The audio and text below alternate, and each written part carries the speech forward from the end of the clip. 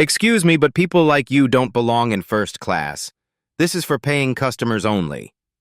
The flight attendant's condescending smile widened as she blocked the aisle completely. Dr. Amara Washington stood frozen in the narrow aisle of Delta Flight 1847. Her boarding pass clearly showed seat 2A, first class, the same seat where a white passenger now sat comfortably, scrolling through his phone as if nothing had happened. Around them, other passengers lifted their phones. The modern reflex. Document everything. Share everything. Judge everything. The flight attendant's name tag read Jessica. Her blonde hair was pulled back in a perfect bun. Her voice carried that particular tone, polite enough for corporate policy, dismissive enough to make the message clear. Amara's fingers tightened around her leather briefcase. 20 years of practicing law had taught her to recognize moments that change everything. This felt like one of them. Have you ever watched someone's entire world crumble because they underestimated the wrong person? The words hung in the recycled cabin air like poison. Jessica Mills, according to her name tag, crossed her arms and tilted her head with theatrical patience, the kind reserved for difficult children. "I'm sorry, but are you sure you can read your ticket correctly?" Jessica's voice carried just loud enough for nearby passengers to hear. She emphasized each word as if speaking to someone mentally impaired. Behind Jessica, the white passenger in seat 2A, Brad Morrison, mid-40s, navy blazer, smirked openly. He adjusted his position, spreading his belongings across both armrests with deliberate ownership. "Flight departure in 47 minutes, the intercom announced. Boarding will be complete in 12 minutes. Amara pulled out her boarding pass slowly. The Delta app confirmation glowed on her phone screen. Seat 2A, first class, paid upgrade. She held both devices toward Jessica with steady hands. Jessica barely glanced at them. "Oh, honey, these upgrade mistakes happen all the time. Someone probably used your miles without permission." Her laugh was sharp, performative. You wouldn't believe how often people try to sneak into first class. 3 rows back, Tyler Chen, 22, economics major at NYU, lifted his phone. His thumb hovered over Instagram Live. Something about this felt wrong, felt important. "Y'all need to see this," he whispered to his phone camera, pressing record. "This is happening right now on Delta Flight 1847. This is insane." The viewer count started small. 12, 26, 47. "Ma'am," Jessica continued, her voice growing bolder, "I need you to return to your assigned seat in economy. You're holding up our departure." Brad Morrison finally spoke. "Just take your real seat back there. Some of us actually paid for first class." His tone carried the casual cruelty of someone accustomed to being heard. Amara's grip tightened on her briefcase handle. Inside, legal documents rustled. Contracts, briefs, correspondence that would mean nothing to these people. Yet. "I understand your confusion," Amara said quietly. "Let me just make a quick call to clarify this situation." Her phone buzzed. A text from her assistant. "Reminder, board meeting moved to 3 p.m. Senator Williams confirmed for 2:30. Jessica rolled her eyes dramatically. "Calling won't change your seat assignment, sweetie. Economy is toward the back of the plane." Tyler's live stream hit 156 viewers. Comments flooded in real time. "This is disgusting. Where is this happening? Call her manager now. Delta needs to see this." A middle-aged woman in 3B leaned forward. "Excuse me, but I saw her board with first-class passengers. Her ticket looked legitimate." Jessica's smile turned predatory. "Ma'am, I appreciate your concern, but I'm trained to handle these situations. Some people always—" She paused, letting the implication hang. "They always think rules don't apply to them." The gate agent appeared at the aircraft door. Marcus Rivera, 28, 5 years with Delta. Jessica waved him over with authority. "Marcus, we have a passenger issue. This woman is claiming someone else's seat." Jessica gestured toward Amara like evidence in a trial. Marcus looked between the boarding pass and the seat assignment chart on his tablet. His brow furrowed. "Ma'am, your boarding pass shows 2A, but our system shows Mr. Morrison checked in for that seat this morning." Brad held up his phone. "See? Mobile check-in. Been confirmed since 6 a.m. Tyler's live stream exploded. 300 viewers, 500. Comments scrolling too fast to read. Amara opened her briefcase slightly, retrieving a business card holder. The motion was casual, practiced. The leather case bore embossed letters. Washington and Associates, Legal Counsel. "Gentlemen," she said softly, "I think there may be a system error. Perhaps we should involve your supervisor." Marcus radioed gate operations. "We need an assistant manager at gate A12, passenger seating dispute." Jessica's confidence grew with each minute. "You know what? I'm going to have to ask you to deplane if you continue to disrupt our boarding process." Behind them, more passengers pulled out phones. The universal response to conflict in 2024. Document. Share. Judge. Tyler hit 1,000 viewers. His hands shook slightly as comments poured in. "This is racial profiling. Someone needs to help her. This is why I don't fly Delta." "Where are the managers?" A security officer appeared at the gate. Janet Brooks, 10-year TSA veteran, hand resting casually on her radio. The situation was escalating beyond cabin crew authority. "Ma'am," Officer Brooks said to Amara, "I'm going to need you to step aside so we can resolve this calmly." Amara's phone buzzed again. This time a calendar reminder. Delta Airlines board meeting, Washington and Associates conference room, 3:00 p.m. She glanced at the notification, then at the growing crowd of passengers recording everything. 22 years of legal practice had taught her patience, timing, the difference between reacting and responding. "Of course, Officer Brooks," Amara said. "But before we proceed, may I ask, are you familiar with Delta's passenger rights policy regarding confirmed seat assignments?" The question hung in the air. Simple, precise, legal. Tyler's viewer count hit 1,247. The live stream was spreading beyond his followers now, strangers sharing, commenting, creating digital witnesses to whatever was about to unfold at 30,000 feet. Officer Brooks hesitated. The question about passenger rights policy wasn't what she'd expected from someone supposedly trying to steal a seat. She glanced at Marcus, who was already pulling up Delta's internal guidelines on his tablet. "Flight departure in 31 minutes, the intercom crackled. "Final boarding call for Delta Flight 1847. Derek Walsh emerged from the jet bridge, assistant manager, customer relations, 15 years climbing Delta's corporate ladder. His appearance drew murmurs from gathering passengers. This was escalating beyond routine. "What seems to be the issue here?" Derek's voice carried practiced authority, but his eyes were already assessing the phones pointed in his direction. Jessica straightened, seizing her moment. "Mr. Walsh, this passenger is refusing to move to her correct seat in economy. She's become increasingly agitated and is now questioning our policies." Tyler's live stream hit 2,134 viewers. Comments exploded. "Derek needs to fix this. This woman has first-class ticket. Why is Delta allowing this? Someone call corporate now." Derek examined Amara's boarding pass, then Brad's mobile confirmation. His frown deepened as he cross-referenced the seat assignment system. "I see the confusion," Derek said slowly. "But Mr. Morrison's check-in was processed first this morning. In cases of system conflicts, we honor the earliest confirmed reservation." The lie came smoothly, practiced, corporate.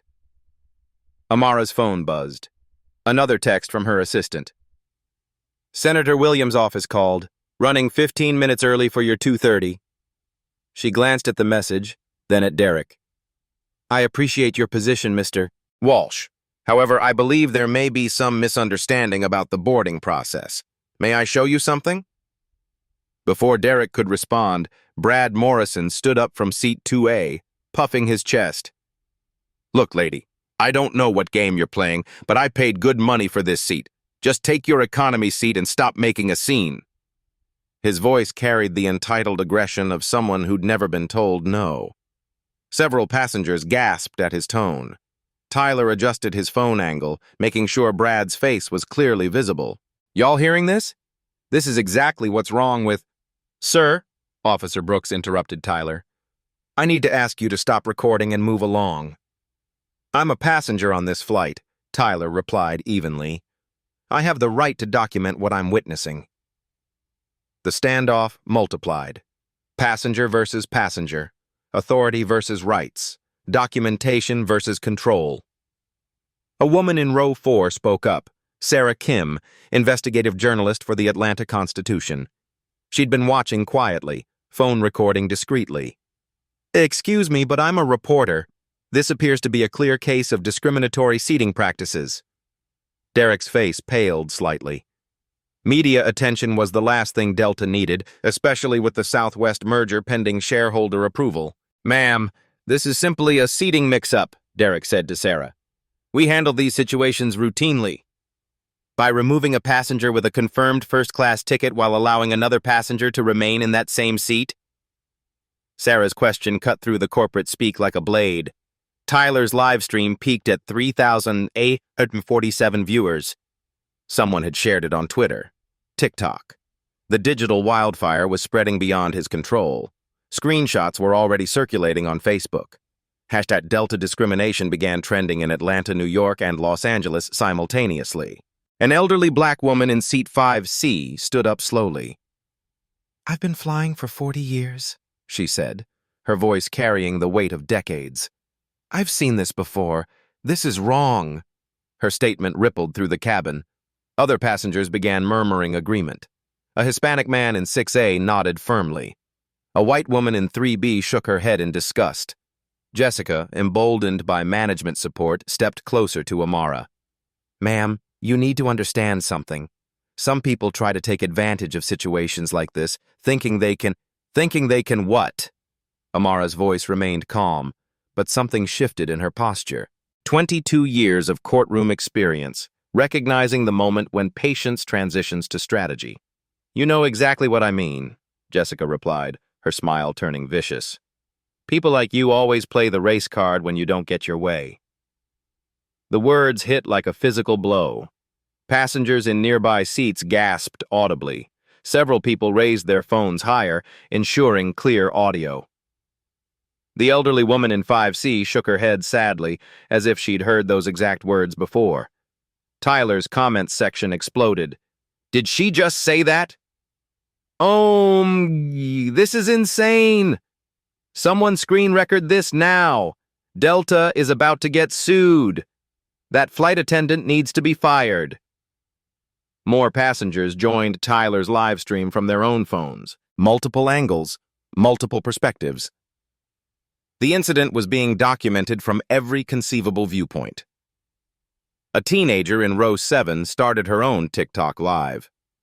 A businessman in 2B began recording on LinkedIn Live. The situation was beyond containment now. Captain Thompson emerged from the cockpit. 30-year veteran, close to retirement, just wanting a smooth flight to Atlanta. The commotion had reached the flight deck through crew communications. "What's the situation, Derek?" Captain Thompson asked, surveying the crowd of passengers, phones, and growing tension. "Captain, we have a passenger refusing to move to her assigned seat. She's becoming disruptive and affecting our departure schedule." Derek's summary omitted crucial details. The confirmed first-class ticket, Jessica's inflammatory comments, the multiple witnesses recording everything. Amara opened her briefcase slightly, revealing organized legal folders with official seals and letterheads. She pulled out her business card. Simple, elegant, devastating. Dr. Amara Washington, Senior Partner, Washington and Associates. She handed the card to Captain Thompson. "Captain, I believe there's been a significant misunderstanding. Perhaps we should resolve this before it escalates further." Captain Thompson read the card, his expression shifting subtly. Washington and Associates was a name he recognized from aviation law journals. Big cases, corporate clients, the kind of firm that made headlines when airlines screwed up. "Dr. Washington," he said carefully, "let me see your boarding documentation." Brad Morrison scoffed loudly from his stolen seat. "Oh, great, now she's playing the lawyer card, too. What's next? Claiming she owns the airline?" His sarcastic comment drew uncomfortable laughter from a few passengers, but most remained silent, sensing the growing gravity of the situation. As Amara reached for her phone to show additional documentation, Officer Brooks stepped forward with zip-tie restraints visible on her belt. The visual was unmistakable. The threat of physical removal hung in the air like storm clouds. "Captain," Derek interjected quickly, "our crew has already assessed the situation. We need to maintain our departure schedule. Ground operations is asking about our delay." Tyler's live stream hit 4,200 viewers. The viewer count was climbing exponentially as shares multiplied across platforms. College students, working mothers, retirees, people from every demographic watching this unfold in real time. Sarah Kim stepped forward, press credentials now visible on a lanyard around her neck. "Captain Thompson, I'm Sarah Kim with the Atlanta Constitution. Are you authorizing the removal of a passenger with confirmed first-class seating while allowing another passenger to occupy that same seat?" The question hung in the recycled air like an indictment. Every phone camera focused on Captain Thompson's face, waiting for an answer that would define careers, lawsuits, and corporate reputations. Behind Sarah, other passengers began speaking up. "This is discrimination. Let her sit in her paid seat. Why is this even a question?" The crowd dynamics were shifting. What started as curious observation was becoming collective outrage. Amara's phone buzzed again, this time a call. The caller ID showed clearly on her screen. "Charles Morrison, Delta CEO office." She declined the call, letting it go to voicemail. But not before several passengers, and Tyler's live stream, caught a glimpse of the name. Comments flooded in asking who Charles Morrison was and why the CEO would be calling her. "Dr. Washington," Captain Thompson said slowly, "perhaps we should discuss this privately in the boarding area." "Actually, Captain," Amara replied, her voice carrying a new edge, "I think transparency might be more appropriate at this point. These passengers deserve to see how Delta Airlines resolves conflicts involving confirmed reservations and discriminatory treatment." Officer Brooks stepped closer, hand moving toward her restraints. The crowd tensed visibly. Phones rose higher. Tyler's viewer count climbed past 5,000. Other live streams were approaching 1,000 viewers each. A gate agent from the adjacent gate had walked over, drawn by the commotion. Passengers from other flights were craning their necks to see what was happening. The incident was spreading beyond Flight 1847. Derek whispered urgently into his radio. "Operations, we have a significant passenger situation at Gate A12. Media is present, requesting immediate supervisor support." The response crackled back. "Derek, legal is asking about the nature of the incident. Are we talking about a removal situation?" In that moment, surrounded by security, management, cameras, and hundreds of digital witnesses, Dr. Amara Washington made a decision that would change everything. She smiled. Not the polite smile of someone accepting defeat. Not the nervous smile of someone hoping for mercy. The confident smile of someone who had been underestimated their entire career and never tired of proving people wrong. Amara's smile held secrets. 22 years of legal practice had taught her the power of patience, timing, and the precise moment when silence becomes more devastating than words. She opened her briefcase fully for the first time. Inside, organized with military precision, sat documents that would make corporate executives lose sleep. Legal folders marked confidential, court filings with federal seals, and one particular folder that made Captain Thompson's eyes widen when he glimpsed the header. Delta Airlines, merger documentation, Washington and Associates. "Captain Thompson," Amara said quietly, pulling out a single document. "Before Officer Brooks proceeds with whatever she's planning, perhaps you should know exactly who you're dealing with." The document was thick, official, bearing multiple signatures and corporate seals. Sarah Kim leaned closer, her journalistic instincts recognizing the gravity of whatever was about to unfold. Tyler's live stream hit 6,847 viewers. Comments were flooding faster than anyone could read. "What is that document?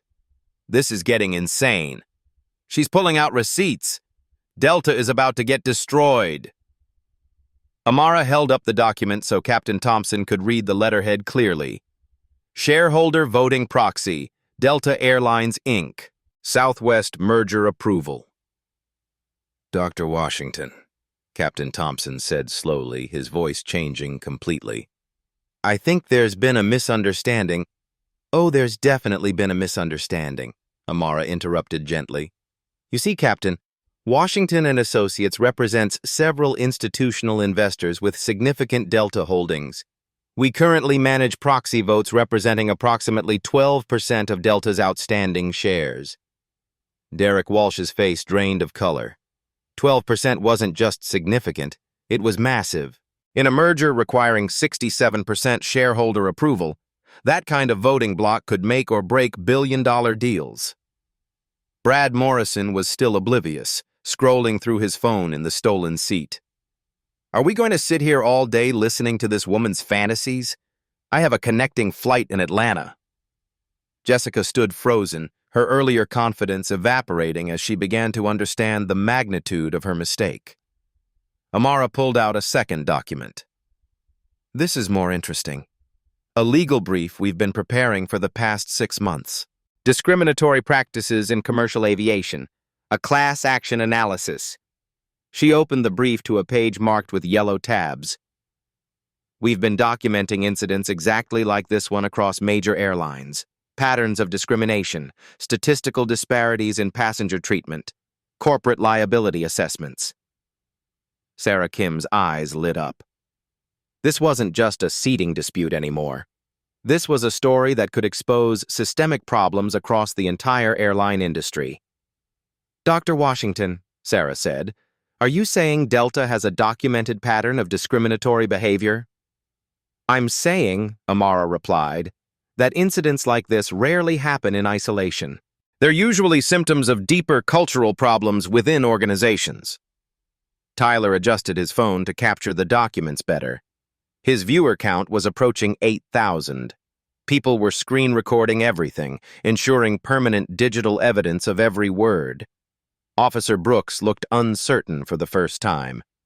Her hand moved away from the restraints. Whatever this was, it was above her pay grade. Derek whispered urgently into his radio. "Operations, I need immediate legal counsel at Gate A12. We have a complex situation developing." The response was terse. "Derek, legal wants to know if we're talking about Dr. Amara Washington from Washington and Associates." Derek's eyes widened. "How did they—" "Yes, that's exactly who we're talking about." "Stand by. Do not escalate further. Repeat, do not escalate." Amara's phone buzzed again. The same caller ID. "Charles Morrison, Delta CEO office." This time she answered. "Charles, I was wondering when you'd call." Her voice carried the familiarity of someone who knew the CEO personally. Tyler's comments exploded. "She knows the CEO? First name basis!" "This woman is connected. Delta is screwed." The conversation was brief, quiet, but everyone could see Amara's expression shift from patient to businesslike. "I understand, Charles. Yes, I'm on flight 1947. No, I don't think this can wait until the board meeting." She paused, listening. "Actually, I think your crew might benefit from witnessing this conversation." She put the phone on speaker. "Dr. Washington, this is Charles Morrison, CEO of Delta Airlines. I've just been briefed on the situation at Gate A12. On behalf of Delta, I want to personally apologize for any inconvenience you've experienced." The gate area fell silent. Even Brad Morrison looked up from his phone, finally sensing that something significant was happening. "Charles," Amara replied calmly, "inconvenience is a mild term for what I've experienced. Your flight attendant informed me that people like me don't belong in first class. Your assistant manager supported discriminatory seating practices. Your security officer was preparing to physically restrain me for occupying my confirmed seat. Each word hit like a legal brief. Precise, documented, devastating. Furthermore, Amara continued, this entire incident has been live-streamed to thousands of viewers and documented by multiple passengers, including a journalist from the Atlanta Constitution. Charles Morrison's voice was strained. Dr. Washington, I assure you this doesn't represent Delta's values. Charles, let me stop you there. Amara's voice carried the authority of someone accustomed to billion-dollar negotiations. This afternoon, Washington & Associates is scheduled to deliver our recommendation on the Southwest merger to our clients. As you know, we represent the proxy votes that could determine whether this merger succeeds or fails. The silence was deafening. Everyone present, passengers, crew, security, understood they were witnessing something far beyond a seating dispute. Tyler's live stream had broken 10,000 viewers. Other passengers were sharing clips on TikTok, Twitter, Instagram. The incident was going viral in real time. What's your current approval percentage sitting at, Charles? Last I heard you needed 67% and were hovering around 64%. Amara's question was rhetorical. She knew the numbers better than most Delta executives. Brad Morrison finally spoke up, his voice uncertain for the first time. Wait, who exactly are you? Amara turned to face him directly. Mr. Morrison, I'm Dr. Amara Washington, senior partner at Washington & Associates. We specialize in corporate law, with particular expertise in aviation industry mergers and acquisitions. She paused, pulling out another document. Interestingly, your last name is Morrison. Any relation to Charles Morrison, Delta's CEO? Brad's face went white. He's my older brother. The revelation hit the gate area like a physical force. Tyler's comment section went absolutely insane. The CEO's brother stole her seat. This is insane. Family connections exposed. Nepotism and racism.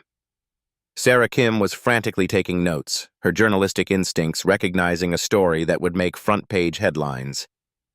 How fascinating, Amara said quietly. So the CEO's brother felt entitled to take my confirmed first-class seat, and your crew supported him without question. Charles Morrison's voice crackled through the phone speaker. Dr. Washington, I had no idea my brother was involved in this situation. Charles, your brother just told thousands of live stream viewers that I should take my real seat back there, because some of us actually paid for first class. Your flight attendant told me people like me don't belong in first class. Your assistant manager fabricated policy to support discriminatory practices. Each statement built like a legal case. Evidence, witnesses, digital documentation. And now, Amara continued, I have a decision to make. In 2 hours, I'm scheduled to advise our clients on their merger vote. Currently, we're recommending approval.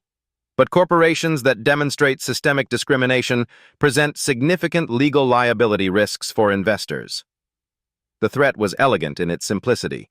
No shouting, no demands, just business consequences explained with surgical precision. Derek Walsh looked like he might faint. Jessica's hands trembled as the full scope of her mistake became clear. Captain Thompson stepped forward. Dr. Washington, what can we do to resolve this situation appropriately?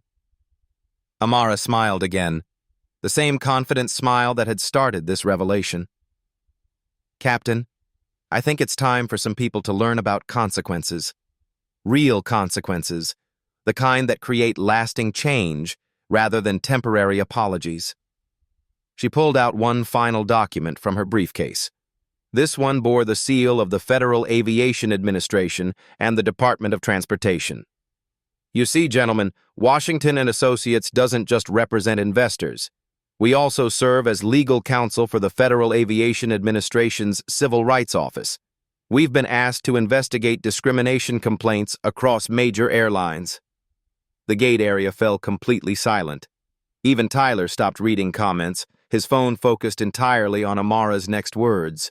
This incident, documented by multiple witnesses and broadcast live to thousands of viewers, represents exactly the kind of systemic discrimination the FAA is concerned about. She looked directly at Jessica, then Derek, then Brad Morrison. And now, thanks to your actions, I have a perfect case study to present to federal regulators. The smile that followed wasn't vindictive. It was the satisfied expression of someone who had just won a case before the jury even deliberated. Tyler's viewer count hit 12,847. The incident was no longer just viral.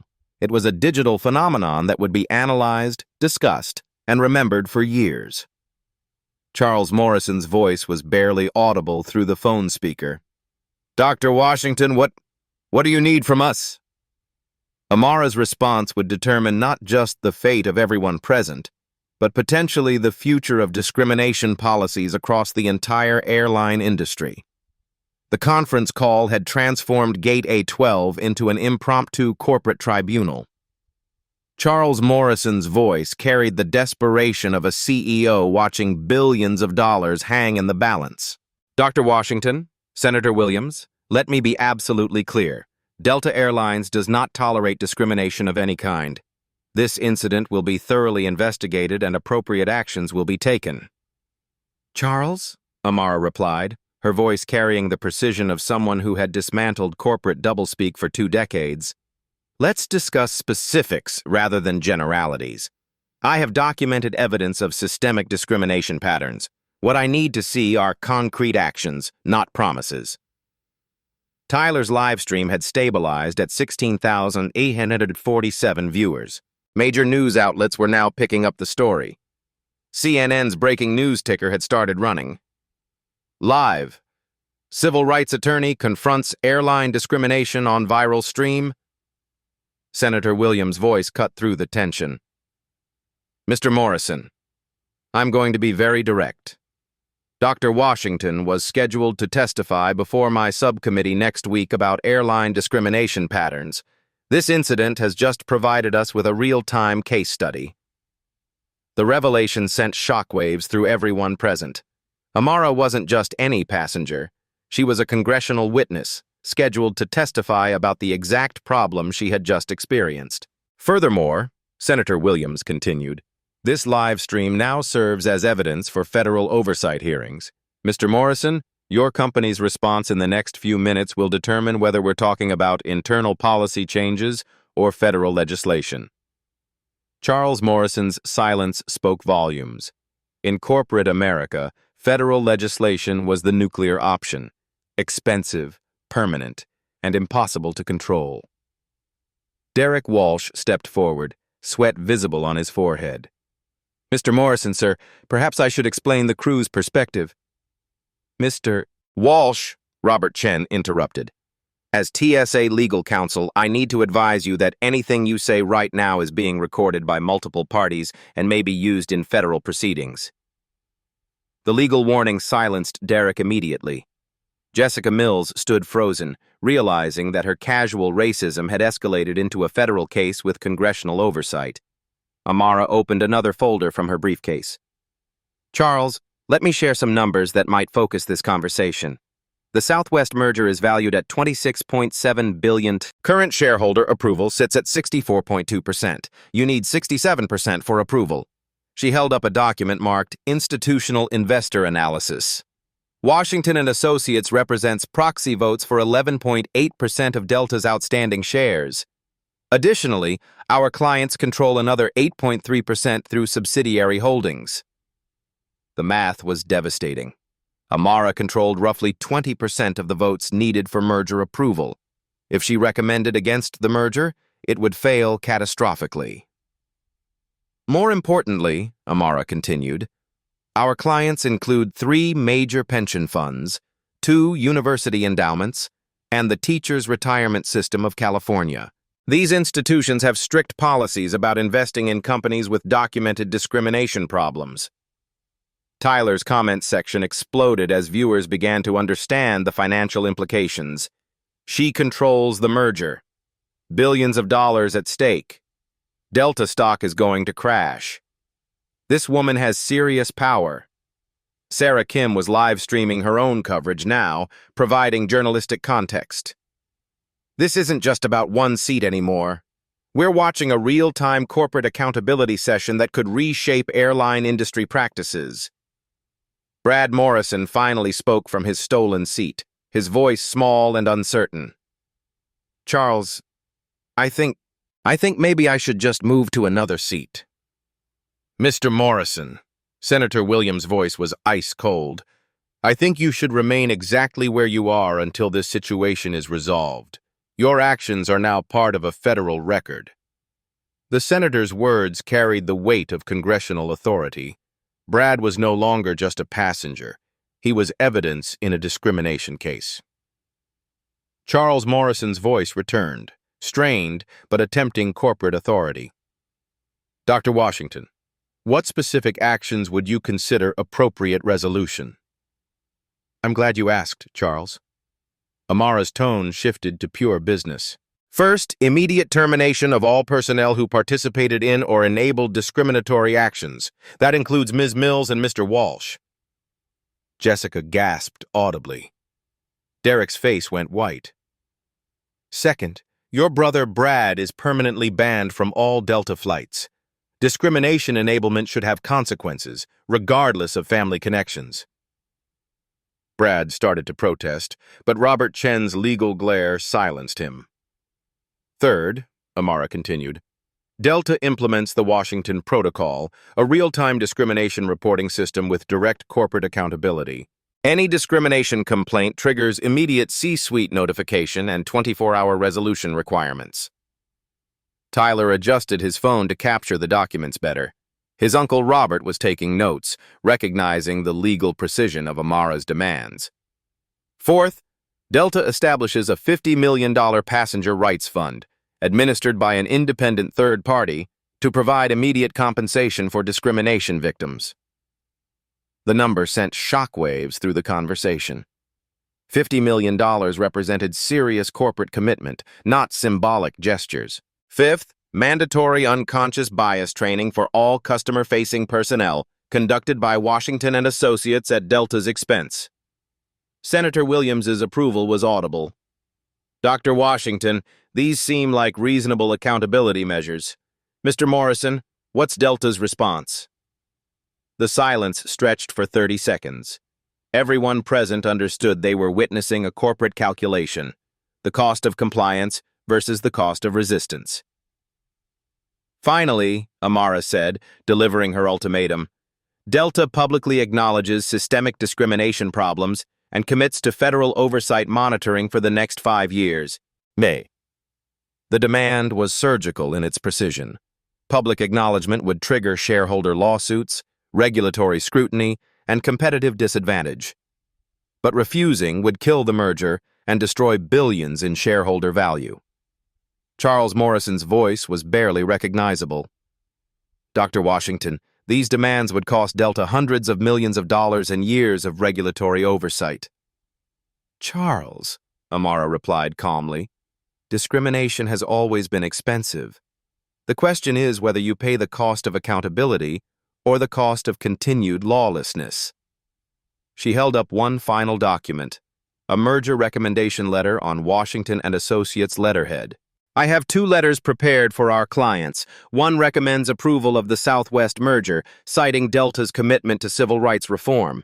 The other recommends rejection, citing systemic discrimination and leadership failure. Tyler's viewer count had reached 18,233. Major news networks were now covering the story live. Social media was exploding with hashtags. Hashtag Delta discrimination, #corporate accountability, #Washington Protocol. Charles, you have 60 seconds to decide which letter gets sent to our clients. The countdown began, not just for Charles Morrison, but for an entire corporate culture that had operated on assumptions about power, privilege, and accountability. Jessica Mills broke down crying, realizing her career was over. Derek Walsh stared at his shoes, calculating unemployment benefits. Brad Morrison sat frozen in the stolen seat that had cost his family billions. Tyler continued live streaming, his Uncle Robert providing legal commentary for viewers who were witnessing corporate justice in real time. Senator Williams waited silently, knowing that whatever happened next would influence federal legislation affecting millions of airline passengers. Captain Thompson stood paralyzed, understanding that his airline's future hung on the next words from his CEO. And Dr. Amara Washington sat calmly in the economy seat she'd been forced to accept, holding the power to destroy or transform one of America's largest airlines. 30 seconds, Charles. The gate area fell completely silent except for the hum of phones recording history. In that silence, the true cost of the situation became clear. Tyler's Uncle Robert whispered calculations to Sarah Kim. If the merger fails, Delta stock will lose approximately 23% of its value within 48 hours. That's roughly $8.2 billion in shareholder losses. Other passengers began understanding the magnitude of what they were witnessing. This wasn't just about discrimination. It was about corporate power structures, federal oversight, and the real cost of systemic racism. 15 seconds, Charles. A new voice crackled through the phone, clearly someone who had just entered Charles Morrison's office. Sir, legal is advising immediate compliance. Stock is already down 3% on social media rumors. We're getting calls from institutional investors. The financial pressure was mounting in real time. Tyler's live stream had become a stock market influencer, with traders watching to see how Delta would respond. 10 seconds. Jessica Mills collapsed into a nearby chair, sobbing openly.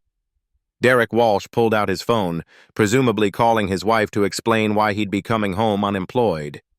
Brad Morrison finally stood up from seat 2A, his voice barely audible. Dr. Washington, I'm sorry, I had no idea. Mr. Morrison, Amara replied without looking at him. Ignorance isn't an excuse for entitlement. Your apology is 20 years too late and directed at the wrong person.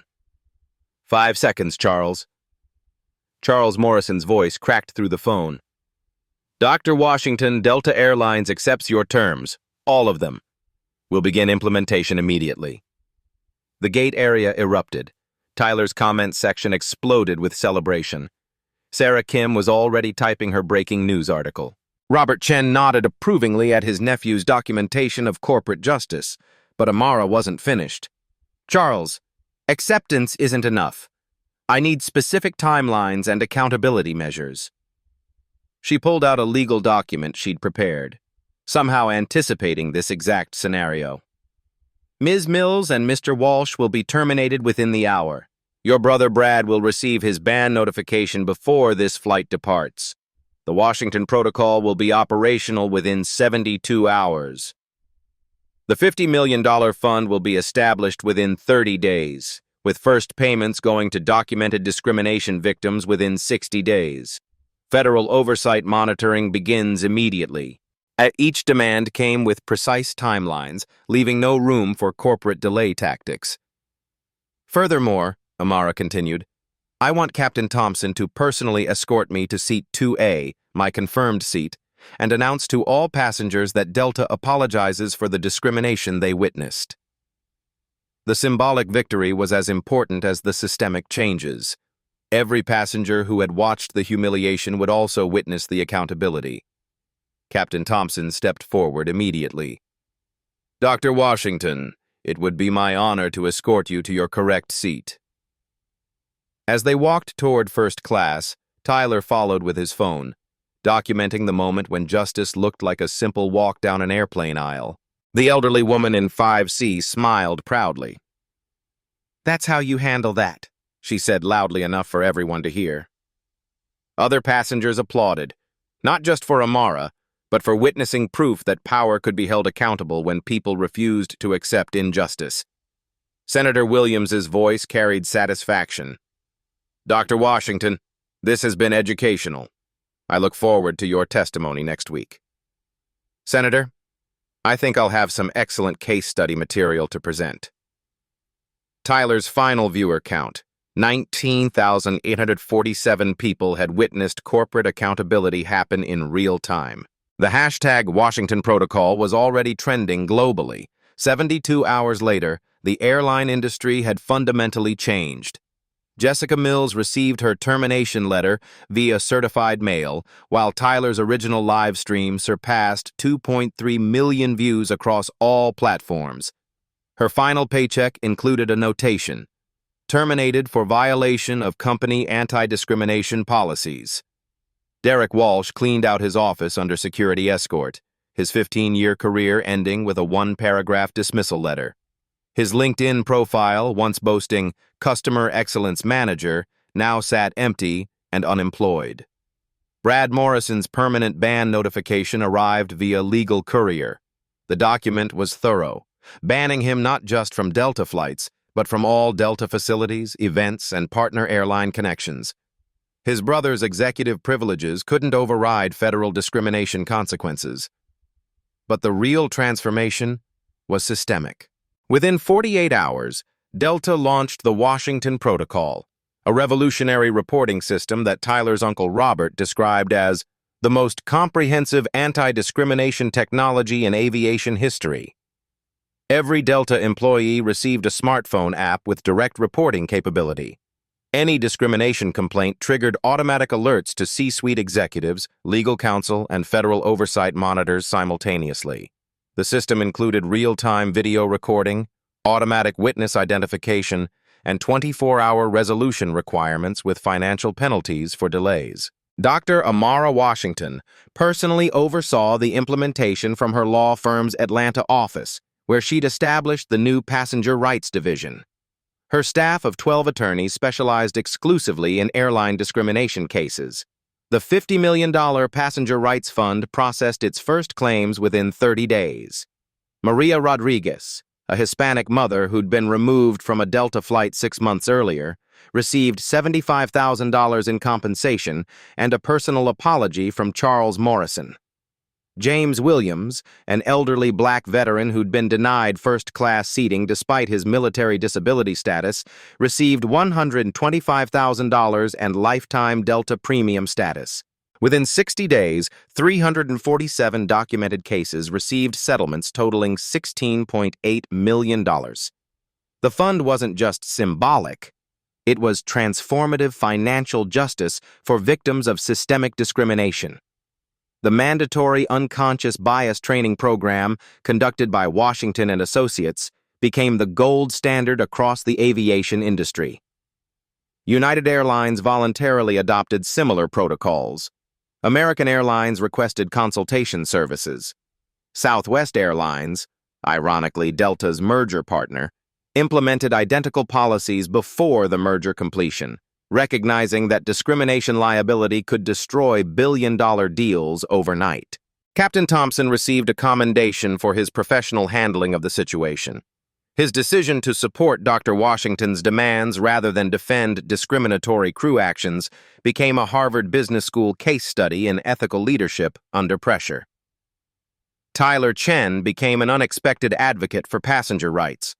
His uncle Robert helped him establish a nonprofit organization using revenue from his viral live stream. The Digital Witness Foundation provided legal support for discrimination victims and trained people to document incidents effectively. His original Instagram live video was archived by the Smithsonian Institution as a historical document demonstrating how social media could drive corporate accountability and social justice. Senator Williams' congressional hearings resulted in the Passenger Rights Protection Act, federal legislation requiring all airlines to implement real-time discrimination reporting systems, mandatory bias training, and independent victim compensation funds. The legislation passed with bipartisan support after senators watched Tyler's live stream during committee hearings. The visual evidence of discrimination followed by corporate accountability proved more persuasive than years of statistical reports. Sarah Kim's investigative series for the Atlanta Constitution won a Pulitzer Prize for public service.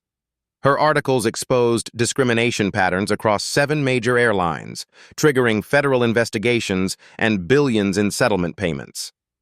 Her reporting revealed that the airline industry had systematically underreported discrimination complaints for decades, treating them as isolated customer service issues rather than civil rights violations. Charles Morrison survived as Delta's CEO. But his leadership style changed permanently. He implemented monthly accountability sessions where employees could directly challenge executive decisions. His brother Brad's actions had taught him that leadership meant taking responsibility for systemic problems, not just individual incidents. The Southwest merger completed successfully, but under federal oversight monitoring that continued for 5 years. Every passenger complaint, every seating dispute, every crew interaction was subject to federal review and public transparency requirements. Most importantly, the incident sparked industry-wide cultural transformation. Flight attendants received comprehensive civil rights training. Gate agents learned to recognize and prevent discriminatory practices. Security personnel studied de-escalation techniques that prioritized passenger dignity over corporate authority. Dr. Amara Washington's briefcase, the same one that had contained the documents that changed everything, now sat in her expanded office overlooking Atlanta's skyline. Inside, new cases awaited her attention. Letters from discrimination victims who'd learned that someone would fight for them. Requests for consultation from companies wanting to prevent their own Gate A12 moments. The black stories, real-life stories, and touching stories of passengers who'd experienced dignity and justice because one woman refused to accept discrimination filled an entire filing cabinet. But the most important document remained on her desk, a simple boarding pass for Seat 2A, Flight 1947, framed as a reminder that sometimes the most powerful changes begin with someone refusing to give up their rightfully confirmed seat. 6 months after Flight 1847, the aviation industry measured time differently. Before Washington Protocol, and after Washington Protocol became standard terminology in corporate boardrooms and federal oversight meetings. Dr. Amara Washington's quiet power had accomplished what decades of complaints, protests, and lawsuits had failed to achieve: immediate, measurable, systemic change that protected millions of passengers. The statistics spoke louder than any speech could. Discrimination complaints across major airlines dropped 78% within the first quarter after protocol implementation. Customer satisfaction scores for minority passengers increased 45%. Employee bias incident reports decreased 82% as training programs addressed unconscious prejudices that had operated unchecked for generations. But the deeper transformation was cultural. Flight attendants approached every passenger interaction knowing they were accountable to real-time monitoring. Gate agents understood that discriminatory decisions triggered immediate corporate and federal consequences. Security personnel learned that passenger dignity was non-negotiable, regardless of race, ethnicity, or perceived social status. Tyler Chen's foundation had trained over 15,000 people in effective discrimination documentation. His workshops taught ordinary passengers how to become extraordinary witnesses for justice. The phrase, "Are you recording this?" had become a powerful deterrent to discriminatory behavior across all industries, not just aviation. Sarah Kim's investigative work expanded beyond airlines into hotels, restaurants, and retail businesses. Her reporting demonstrated that discrimination wasn't industry-specific. It was a systemic problem requiring systematic solutions. The Washington model of immediate accountability, financial consequences, and federal oversight became the template for civil rights enforcement across multiple sectors. The personal cost of discrimination had shifted dramatically. Jessica Mills remained unemployed 6 months later, her termination for discriminatory behavior making her unemployable in customer service roles. Derek Walsh found work at a significantly lower salary. His career advancement permanently stalled. Brad Morrison's ban had cost him lucrative business contracts that required air travel, demonstrating that discrimination consequences extended far beyond immediate incidents. But these weren't stories of revenge. They were stories of accountability. The same accountability that protected future passengers from experiencing the humiliation that Dr. Washington had endured with such grace and strategic brilliance. Charles Morrison's transformation from defensive CEO to accountability advocate had inspired other corporate leaders. His monthly accountability sessions were studied by business schools as examples of how crisis could catalyze genuine organizational change rather than cosmetic policy adjustments. The Washington Protocol had prevented an estimated 1,247 discrimination incidents in its first 6 months of operation.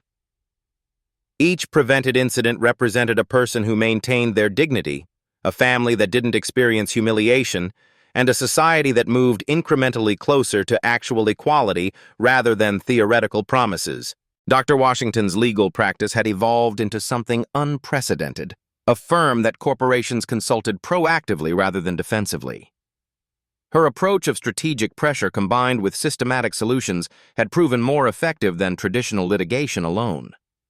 The framed boarding pass for seat 2A remained on her desk, but it was no longer alone. Letters from passengers who'd experienced justice, thank-you notes from employees who'd learned to recognize their own biases, and consultation requests from organizations choosing accountability over denial filled her expanding office.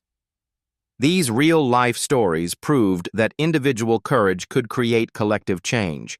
Black stories of triumph over systemic discrimination inspired people across all communities to refuse acceptance of injustice. Touching stories of ordinary people becoming extraordinary advocates demonstrated that power belonged to those willing to use it responsibly. Have you ever witnessed discrimination? Your voice matters more than you realize. Share your story in the comments below. Document what you see. Support those experiencing injustice. Subscribe for more stories of everyday heroes creating extraordinary change. Hit that notification bell, because injustice anywhere should concern us everywhere. Together, we can ensure that every person's confirmed seat in society is respected and protected.